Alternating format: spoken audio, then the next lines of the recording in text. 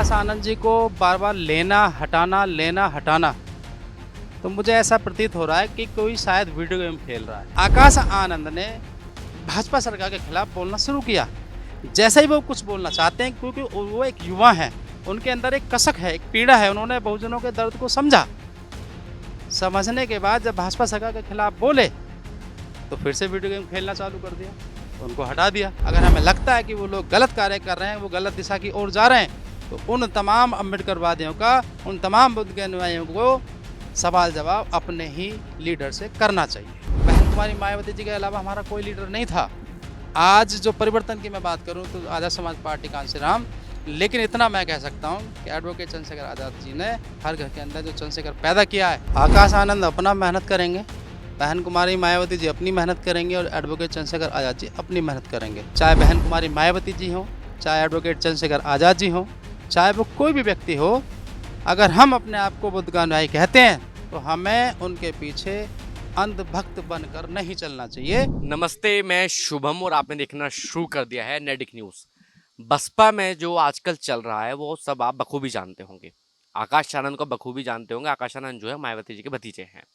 अब आकाश आनंद एक ऐसे नेता है, भतीजी होने के साथ साथ, कि वो पार्टी में बार बार आते हैं और बार बार ऐसी गलती करते हैं कि उनसे बहन जी नाराज हो जाती है और फिर उनको निष्कासित कर दिया जाता है।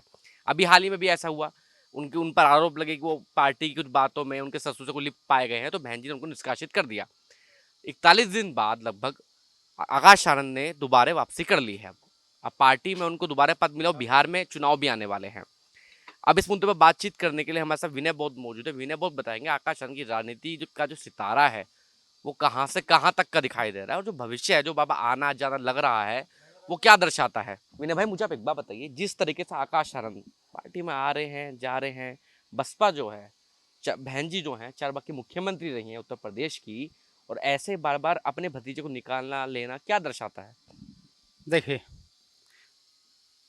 मुझे ऐसा प्रतीत होता है कि माननीय बहन कुमारी मायावती जी, जिस तरीके से आपने कहा कि भाई 4 बार सत्ता में रहीं और उसके बाद आज जो ये पतन होने को हो रहा है, ये कहीं ना कहीं जो बहुजन महापुरुषों की जो विचारधारा है, ये उसका पतन हो रहा है। और आकाश आनंद जी को बार बार लेना हटाना, तो मुझे ऐसा प्रतीत हो रहा है कि कोई शायद वीडियो गेम खेल रहा है। वीडियो गेम से वो जानते हैं ना, बटन दबाते हैं तो वो वहाँ पर एक पुतला होता है, तो वहाँ पे एक्टिविटीज़ करता है। इस तरीके से वो वीडियो गेम कोई खेल रहा है, ऐसा मुझे प्रतीत हो रहा है। अन्यथा अगर मैं कहूँ, मान्यवर काशीराम साहब के बाद डॉक्टर भीमराव अम्बेडकर साहब तथा गौतम बुद्ध हुए, या बहुजन महापुरुष जितने भी इस भारत में जन्मे और उन्होंने जो संघर्ष किया, एक लास्ट की मैं बात करूँ तो मान्यवर काशीराम साहब तक जो मिशन मूवमेंट चला, उसके बाद किसी ने भी मिशन मूवमेंट नहीं चलाया। बहन कुमारी मायावती जी 4 बार सत्ता में रहीं। ये बहुजन जो लोग थे उनका संघर्ष था, लेकिन आज अगर उस संघर्ष को मैं समझूं तो जो 4 बार मुख्यमंत्री बनी, तो एकदम से बसपा धीरे धीरे धीरे धीरे धीरे आज शून्य पर आ गई। आकाश आनंद ने भाजपा सरकार के खिलाफ बोलना शुरू किया। जैसे ही वो कुछ बोलना चाहते हैं, क्योंकि वो एक युवा हैं, उनके अंदर एक कसक है, एक पीड़ा है, उन्होंने बहुजनों के दर्द को समझा। समझने के बाद जब भाजपा सरकार के खिलाफ बोले तो फिर से वीडियो गेम खेलना चालू कर दिया, उनको हटा दिया। अब मुझे ऐसा लगता है कि कहीं ना कहीं समझौता कुछ ना कुछ हुआ होगा, तो आनंद को वापस ले लिया। तो ऐसा ही मुझे प्रतीत हो रहा है।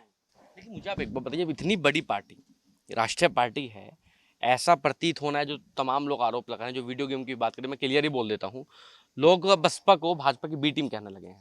तमाम लोग कहते हैं, तमाम संगठन कहते हैं, कभी कभी भीम आर्मी भी कह देती है, जो भीम आर्मी के कार्यकर्ता हैं वो भी कह देते हैं। लेकिन वो ऐसा क्या है कि वो जो बटन है, वो ऐसी नौबत क्या आन पड़ी कि उस बटन को भी कोई दबा रहा है? ऐसा क्या हुआ कि बटन दबा के काम चलाया जा रहा है? देखिए, मैं आपको बता देना चाहता हूँ, अगर हम भारत के अंदर, India that is Bharat, Bharat का दूसरा नाम अगर है कोई तो इंडिया है, और इंडिया का दूसरा नाम कोई है तो वो है भारत। भारत में रह रहे तमाम भारत के मूल निवासी, तमाम वो बुद्ध के अनुयायी जो अपने आप को बुद्ध का अनुयायी कहते हैं, तो मेरे हिसाब से उनको सच बोलना चाहिए। चाहे बहन कुमारी मायावती जी हों, चाहे एडवोकेट चंद्रशेखर आज़ाद जी हो, चाहे वो कोई भी व्यक्ति हो, अगर हम अपने आप को बुद्ध का अनुयायी कहते हैं तो हमें उनके पीछे अंधभक्त बनकर नहीं चलना चाहिए। अगर वो अच्छा काम बहुजन समाज के हित में कर रहे हैं तो हमें उनका साथ देना चाहिए। अगर हमें लगता है कि वो लोग गलत कार्य कर रहे हैं, वो गलत दिशा की ओर जा रहे हैं, तो उन तमाम अम्बेडकरवादियों का, उन तमाम बुद्ध के अनुयायियों को सवाल जवाब अपने ही लीडर से करना चाहिए। अब मैं बताता हूँ आपको, मान लीजिए एक उदाहरण के तौर पे कि मैंने कहीं चोरी की, किसी घर में मैंने कहीं चोरी की और वो चोरी करते हुए मुझे मेरे ही मित्र ने देख लिया। अब मेरे मित्र ने देख लिया और उसने मेरी वीडियो बना ली। वीडियो बनाने के बाद में मैंने वो चोरी तो कर ली, उसने मुझे करने भी दी। जब मैं उस काम को सफल कर चुका, उसके बाद वो अगले दिन मुझे मेरा दोस्त मिलता है। वो मुझसे कहता है कि भाई तुमने चोरी की है। मैंने बोला यार मैंने तो चोरी नहीं की। कहने लगा देखो मेरे पास प्रूफ है, मेरे पास वीडियो है। अब मैं उस वीडियो को देखूंगा तो जाहिर सी बात है मैं शेर तो रहूंगा नहीं, क्योंकि मेरी उसने चोरी पकड़ ली। अब जब चोरी पकड़ ही ली तो अब मैं, वो मुझसे कुछ ना कुछ मांग करेगा, डिमांड करेगा। अब जो मेरा फड़फड़ाना था, वो जो शेरपन था, वो मेरा सब कुछ खत्म हो जाएगा।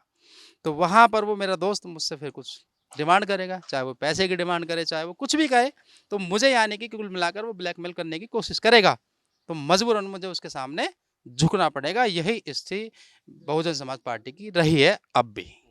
लेकिन मुझे आप एक बात बताइए, देश में तमाम राजनीतिक पार्टी हैं, तमाम नेता हैं, सिर्फ ऐसा बीएसपी के साथ ही क्यों हो रहा है? इतनी बड़ी पार्टी होने के बावजूद भी लगातार पतन होता जा रहा है, कार्यकर्ता छोड़ छोड़ के जा रहे हैं।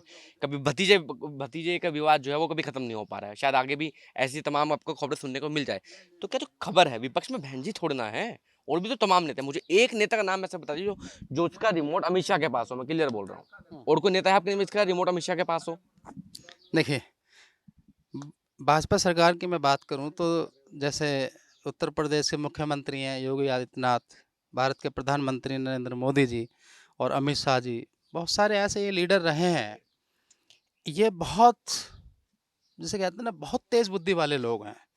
इन्होंने हमेशा इस तरीके से रणनीतियां बनाई हैं कि एक तीर से पांच पांच चार चार निशाने किए हैं, जिसका प्रमाण वर्तमान में मैं बात करूं तो बहुत सारी चीज़ों को देखा जा सकता है।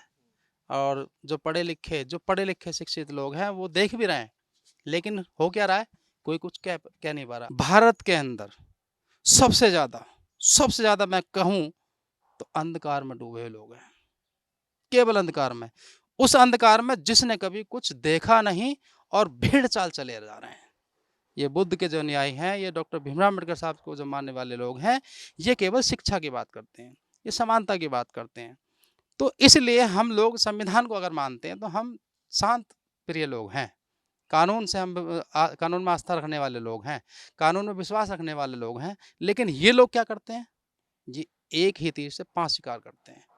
जो कि सबसे बड़ी कमजोरी ये है, यहाँ पर जातिवादी मानसिकता को फैला करके चाहे वो इलेक्शन को जीतना हो, चाहे वो किसी चीज़ को भी जीतना हो। इसी तरीके से ऐसा कोई भी व्यक्ति नहीं है, ऐसा कोई भी लीडर नहीं है जिसके अंदर थोड़ी बहुत खामियाजा ना हो। लेकिन इन लोगों ने क्या काम किया है, इन लोगों ने बहुजन समाज के जो लीडर थे, चाहे वो बहन कुमारी मायावती जी हों, चाहे वो समय समय पर कोई भी परिवर्तन रहा हो, उन लोगों की नसों को दबा करके उनको कुचलने का काम किया और उनके साथ साथ बहुजन समाज को भी कुचलने का काम किया। लेकिन वो जो नस है चंद्रशेखर आजाद पर क्यों नहीं लागू हो पा रही है? देखिए, माननीय एडवोकेट चंद्रशेखर आज़ाद जी की मैं बात करूं, जो कि आज़ाद समाज पार्टी कांसी राम के वो राष्ट्रीय अध्यक्ष भी हैं और भीम आर्मी भारत एकता मिशन के संस्थापक भी हैं। उसके साथ साथ जिस तरीके से वो मास्टर के बेटे हैं, सहारनपुर से जो एक क्रांति चालू हुई, उन्होंने जो ज़मीन स्तर पर जो संघर्ष किया, तो अभी तक मुझे ऐसा नहीं लगता कि उनके लिए कोई उनकी नब्ज पकड़ पाए वो। क्यों? क्योंकि उसका कारण है। अभी मैं आने वाले भविष्य की तो बात नहीं कह सकता अभी चंद्रशेखर भाई बदल जाएं या उन पर बहुत सारा धन इकट्ठा हो जाए या वो कुछ गलतियां कर दें। इंसान है तो गलतियां भी होंगी, लेकिन अभी तक ऐसा फिलहाल कुछ ऐसा है नहीं कि वो उनकी नब्ज को पकड़ पाएँ। उनके ऊपर भी 100 से ऊपर मुकदमे हैं। उन्होंने हर घर के अंदर एक चंद्रशेखर आज़ाद पैदा कर दिया। लेकिन बहुजन समाज पार्टी के सामने जब भी बहुजन समाज के लोग नतमस्तक थे। बहन कुमारी मायावती जी के अलावा हमारा कोई लीडर नहीं था। आज जो परिवर्तन की मैं बात करूं तो आज़ाद समाज पार्टी कांशीराम, लेकिन इतना मैं कह सकता हूं कि एडवोकेट चंद्रशेखर आज़ाद जी ने हर घर के अंदर जो चंद्रशेखर पैदा किया है, तो आज हम गर्व से ये कह सकते हैं कि जो एक पहले जब बहुजन समाज पार्टी में एक नारा लगता था, जैसे हम बोलते थे हम जय भीम, आज जब परिवर्तन जब आया है, जो आज़ाद समाज पार्टी कांशीराम है, जब से चंद्रशेखर भाई ने जो क्रांति लाए हैं युवाओं के अंदर, तो आज हर एक क्रांतिकारी योद्धा ये बोलने का काम करता है, क्रांतिकारी जय भीम। अब मुझे विनय भाई अब एक बात बताइए, अब चंद उनकी आकाश आनंद की वापसी हो गई है, वापसी होने के बाद बिहार में चुनाव है।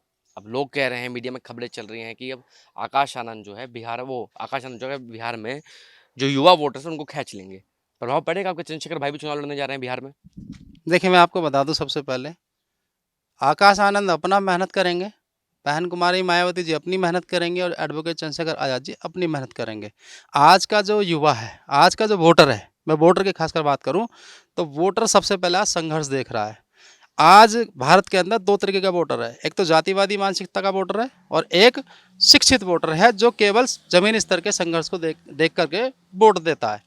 तो इसमें ना तो आकाश आनंद जी कुछ कर सकते हैं, ना ही एडवोकेट चंद्रशेखर आज़ाद जी कर सकते हैं। जो जितना मेहनत करेगा, जो सच्चा वोटर है वो उसको वोट देगा, और जो जातिवादी मानसिकता का वोटर है वो जातिवादी मानसिकता की परिस्थिति को देख करके वोट देगा। आप देख रहे हैं नेट्रिक न्यूज, साहस सच कहने का।